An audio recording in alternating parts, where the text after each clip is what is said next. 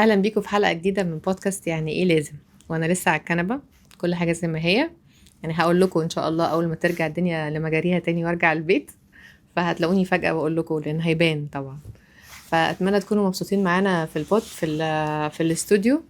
بحاول ابقى مبسوطه في الاستوديو وبحاول ابقى يعني الموضوع يبقى بالنسبه لي طبيعي. لان انا اكتر من اكتر الحاجات اللي مضايقاني في القصه دي تحديدا ان انا السنس بتاع البودكاست ده ان هو عادي، اتنين صحاب قاعدين بيتكلموا مع بعض، فمش حابة الموضوع يكون فيه أي نوع من أنواع الرسميات و... واستوديو وحوارات. بس عزايا وعزاكم زي ما قلت لكم الحلقة اللي فاتت إن نفس الكنبة بنفس اللون. تمام. ف اصبروا معايا ان شاء الله الحرب تخلص، وان شاء الله الامور اللي احنا فيها، وان شاء الله العيال يرجعوا المدرسه عشان نفسيتي تتحسن ونفسيه اللي حواليا تتحسن. و happy mom is a has a happy life. انتوا عارفين طبعا من غير ما اقول اكيد ان وصلنا مع بعض للكونكلوجن دي من الحلقات اللي فاتت. تمام. حلقه النهارده بعنوان يعني ايه لازم افضل زي ما انا وما اتغيرش. وبصراحة في ديسكليمر كده من الأول، الحلقة دي inspired by one of my friends رضوى موسى. I will tag her إن شاء الله، لأن هي ليها الفضل في إن هي فتحت عينيا على موضوع مهم جدا جدا، بتاع موضوع التغيير وأثره على العلاقات في حياتنا، التغيير وعدم تقبله أو تقبله، التغيير وبيعمل إيه في انهاء بعض العلاقات في حياتنا او اكمالها بطريقه احسن بكتير، او ان هي تكمل بس بطريقه احسن بكتير بالفيرجنز الجديده. كم مشكله بتحصل، كم علاقه سمعتوا عنها باظت بسبب ان حد قال ان التاني اتغير ما عادش زي الاول. طيب كم علاقه باظت اساسا بسبب نقطه زي دي؟ كم حد بيقول على الناحيه التانية انا زي ما انا ما اتغيرتش على مدار السنين اللي فاتت دي كلها، انا زي ما انا نفس الشخص زي ما انا ما بتغيرش خالص. فهو ايه الصح؟ يعني هو ايه اللي المفروض ان هو يبقى صح ومنطقي؟ هل عدم التغيير ده ثبات وقوة شخصية واصرار، والبني ادم ده تمام وراك كده تعتمد عليه ان هو ما بيتغيرش ومش عارفه ايه، واللي بيتغير ده مش امان، مش بيديك امان في العلاقة؟ بني ادم ما ينفعش الاعتماد عليه لان هو دايم التغيير. والتغيير ده وحش ولا التغيير ده حلو؟ والتغيير ده اساسا صحي ولا عادي طبيعي ولا مش طبيعي؟ هو احنا المفروض نتغير ولا احنا المفروض نتغيرش؟ هو ايه بقى الحوار ده بكل بساطة كده في كبسولة يعني؟ كل الحقائق العلمية، كل الحقائق العلمية والنفسية بتقول ان الانسان الطبيعي المفروض ان هو يتغير. اللي ما يتغيرش ده هو ده اللي احنا محتاجين ان احنا ندرسه اكتر او نفهم اكتر ايه اللي بيحصل عنده. هل الانسان ده اساسا يا جماعة كيان ثابت؟ يعني هل هو اصلا المفروض ان احنا expected ان احنا نبقى كيان ثابت، نفس البني ادم هو عايش نفس البني ادم بنفس الحاجات اللي بيحبها بنفس شخصيته بنفس كل حاجة؟ ويعني هي دي جملة، يعني دي مش جملة فلسفية. انا مش بتكلم في حاجة فلسفية، انا بتكلم على ان دي حقيقة بيولوجية ونفسية، ان البني ادم لازم يتغير. اوكي. المخ البشري بطبيعته، مخنا البشري اللي هو الهيومن برين، قابل لإعادة التشكيل. هو أصلا معمول عشان يفضل يتغير مع نفسه. في علم الأعصاب ده بنسميه نيوروبلاستيسيتي أو المرونة العصبية. يعني إيه المرونة العصبية؟ معناها إن المخ تركيبته بتتغير مع كل حاجة بتحصل في حياتنا، سواء التجارب دي أكلة حلوة، أكلة وحشة، ركنة عربية في مكان، نجاح، فشل، تجربة جواز ناجحة، تجربة جواز فاشلة، خيانة، أمان. أي تجربة بتحصل معانا في يومنا من أصغر تجربة لأكبر تجربة بتدي إشارة للمخ إنه تغير أدابت على السيتويشن الجديد. تمام. أذكر إن أنا مرة زمان لما كنت لسه في الستيج الستارتنج ستيج بتاعتي في ان انا اروح الجيم وديفلوب عاده الرياضه، رحت مره كلاس في الجيم اللي انا بروح له يعني يوم الاحد الصبح. ويشاء العليم الحكيم ان الكلاس الحد الصبح ده يكون من اسوأ الكلاسات اللي في الجيم ده على مدار الاسبوع، لان هو very intense. بيعملوه ساعه ونص طحن بقى لكل الوحوش اللي موجوده في الجيم. يوم انا عقلي يتعقد من الجيم فبطل اروح. كانت تجربة سيئة عنيفة مش مناسبة خالص للليفل اللي انا كنت فيه، فبطلت اروح بناء على ان انا كان عندي horrible experience مع الجيم. فكرة انك تفضل زي ما انت برغم الحاجات اللي بتحصل لك دي عكس طبيعة المخ ذات نفسه. طب امال ايه بقى اللي بيحصل؟ علم النفس بيقول ان الشخصية ذاتها، يعني البيرسوناليتي شخص نفسها مش حاجة ثابتة نسبيا، كل حاجة فيها بتتغير مع الوقت. والتغيير ده مش عشوائي، هو التغيير ده بيجي بسبب ما قلنا بسبب التجارب اللي بتحصل، وخاصة التجارب الكبيرة اللي بتحصل في حياتنا، زي relationships، زي أدوارنا في الحياة، زي المسؤوليات اللي احنا بنشيلها. يعني الإنسان اللي عنده 25 سنة مش المفروض إن هو يكون نفس البني آدم لما يبقى عنده 35 سنة، لأن دي أصلا حاجة غلط. أنت مش شخص واحد، أنت سلسلة من الأشخاص، كل مرحلة في حياتك بتكون نسخة معينة من اللي شفته وعشته وفهمته. النسخة اللي كانت مثلا شايفة إن رضا الناس ده حاجة مهمة، وإن رضا الناس ده حاجة very crucial في حياتك، ممكن تبقى النسخة اللي فهمت دلوقتي إن الحدود بقت مهمة فاتغيرنا. النسخة اللي كانت بتستحمل علشان تحافظ على العلاقة وعلى الأمان، ممكن جدا ما تبقاش النسخة اللي بقت شايفة إن العلاقة لازم تبقى متبادلة. النسخة اللي زمان كانت شايفة إن هي ما تستحقش الحب وما تستحقش الأمان، وإن لما حد يديلها حاجة إيه ده، الله ده أنت إزاي قدرتني، ده أنت إزاي اديتني، ده أنا ما استاهلش، أنا من جوايا حاسس بعدم استحقاق. النسخة دي لما استحقاقها يعلى وإحساسها بنفسها يزيد وثقتها بنفسها تزيد، بقت شايفة إن اللي بيحصل معاها ده مش واجب، مش أوفر، لا ده حقها في الدنيا إن هي تتحب من غير مقابل. احنا عمالين بنتغير بيزد على الانبوتس اللي بتخش لنا، وده يا عزيزي مش تناقض، ده اسمه تطور. ايوه ده تطور. وهنا هنقف وقفه صغيره جدا.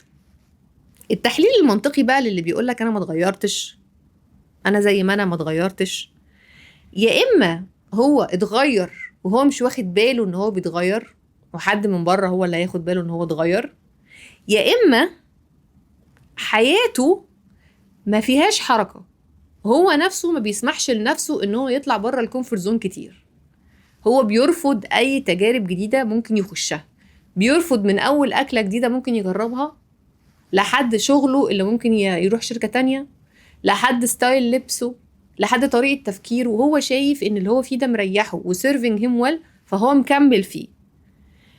بقاله فترة طويلة ما عملش علاقات جديدة، ما عملش صحاب جداد، نفس صحابه، نفس ممكن جدا ياكل رز وملوخية وفراخ كل يوم جدا لو متاحين.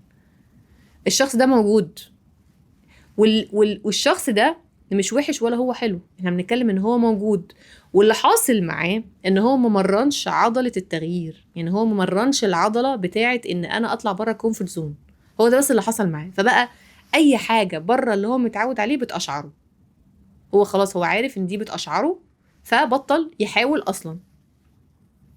لان هو لو ما سمحش لنفسه بالتغيير وما سمحش لنفسه ان هو يجرب حاجات جديدة، هو هيتغير ازاي؟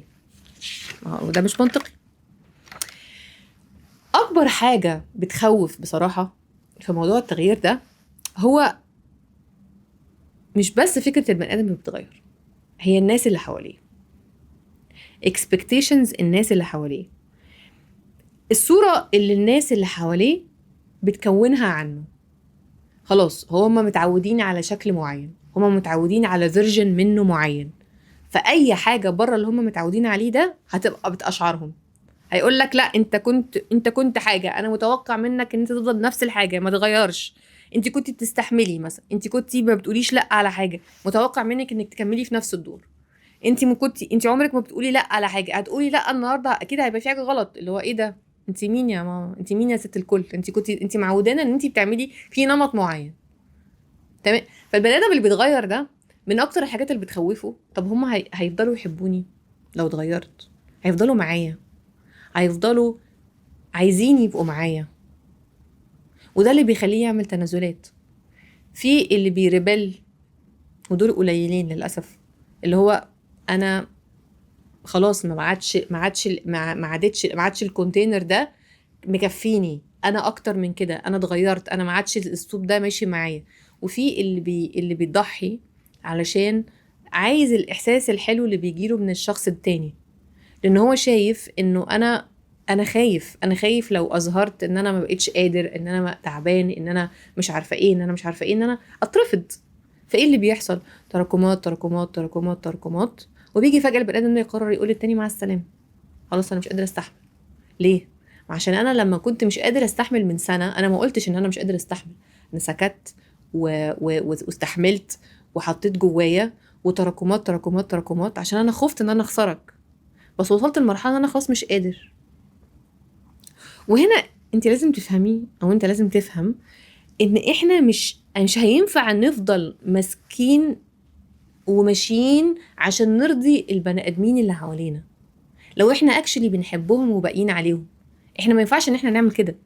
يعني انا امبارح مثلا كنت بعمل حاجه وكنت مقتنعه بيها جدا، بعد سنه ممكن الحاجه دي ما تبقاش لي ميكينج سنس بالنسبه لي، خلاص انا اي اوت جرو ات، انا خلاص شايفه ان انا بقى عندي وعي، او عندي نسبه من الانبوتس تخليني شايفه ان الحاجه دي خلاص it's not serving me anymore، فخلاص ليه افضل اعملها؟ ممكن جدا اللي كنت شايفاه مناسب زمان ما يبقاش مناسب بالنسبه لي دلوقتي. ممكن جدا علاقات كتير كانت عني زمان ما بقتش العلاقات دي بترضيني دلوقتي. انت بنفسك لما تبصي على نسختك القديمه، يعني مثلا لما كنتي في جامعه، او لما كنتي في الثانويه العامه، هتلاقي نفسك عملتي غلطات زمان. الغلطات دي انت مستحيل تعمليها دلوقتي. مش بس ان احنا لما بنغير ممكن نغير للاحسن، احنا بنتغير خالص، انت بني ادم تاني، بني ادم تاني بنسبه وعي تانية، بصوت بروسس مختلفه. فلما التفكير بالطريقه دي يخليك لما تيجي تبص على نفسك مثلا من 10 سنين مثلا فاتوا، هتلاقي ان انت المفروض تكون رحيم مع نفسك. انا في غلطات كتيره جدا ممكن اكون عملتها في الجامعه انا مستحيل اعملها دلوقتي، لان انا بني ادم اتغيرت. انا ليه عملتها زمان؟ عملتها زمان لان انا كان عندي نسبه وعي معينه زمان، كان عندي ريسورسز معينه زمان، عملتها وانا ان ذا بيست فورم ان انا اخد ديسيجنز زمان. فما ينفعش اجي دلوقتي انا فلحوطه بقى اقول ايه لا ده انا المفروض ان انا كنتش اعمل كده. لا، انت عملتي كده بيزد على نسبه وعيك ساعتها، بيزد على نسبه علمك ساعتها، على حكمك للاشياء ساعتها. انت اتغيرتي، لو الموقف قرر مش هتعملي كده تاني، بس ده مش معناه انك ما تكونيش رحيمه مع النسخه دي منك.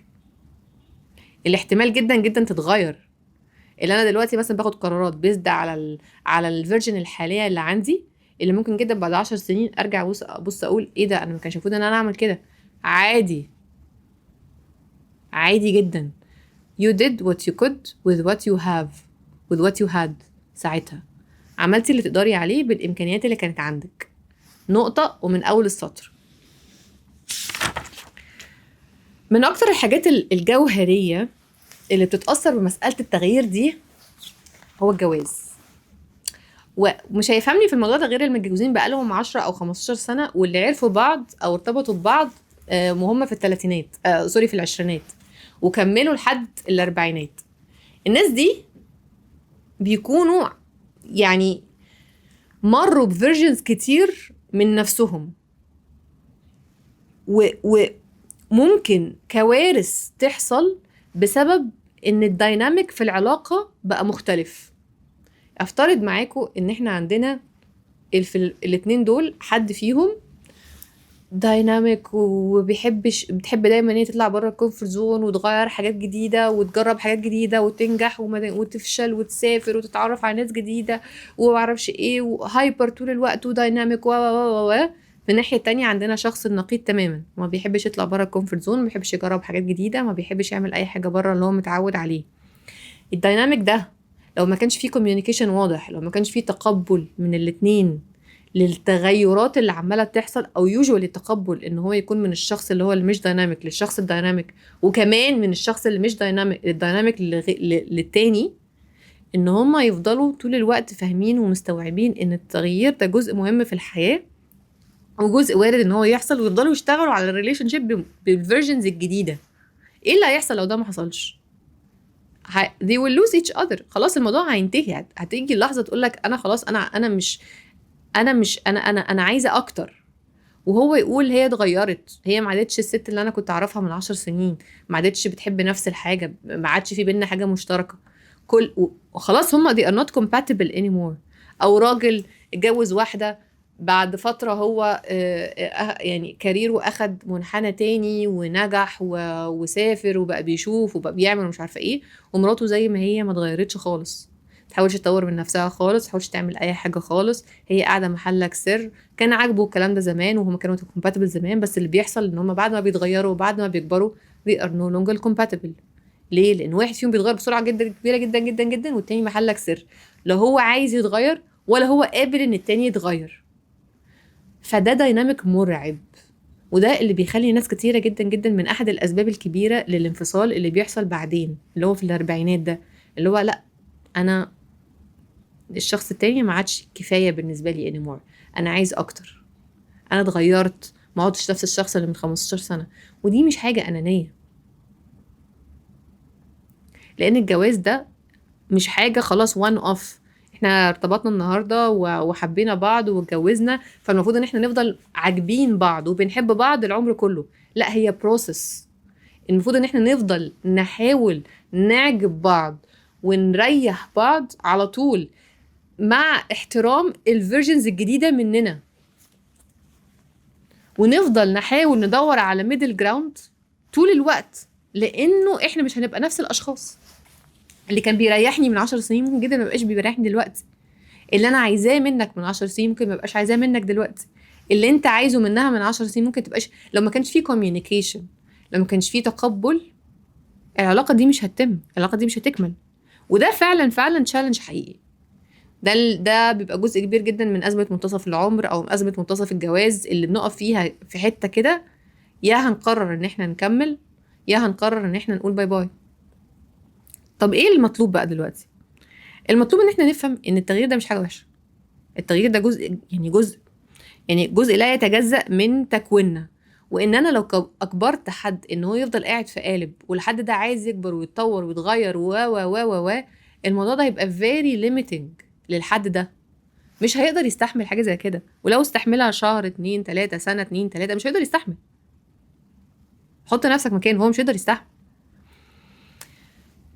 التغيير ده حاجه احنا مش بس المفروض ان احنا نتقبلها، احنا المفروض ان احنا نعرف نتعامل معاها، نتعلم ازاي نتعامل معاها. مش بس التغيير في نفسنا، التغيير في نفسنا، التغيير اللي في حوالينا، التغيير في علاقاتنا، في كل حاجه. لان ده مش حاجه وحشه، بالعكس دي حاجه ممكن تكون very exciting.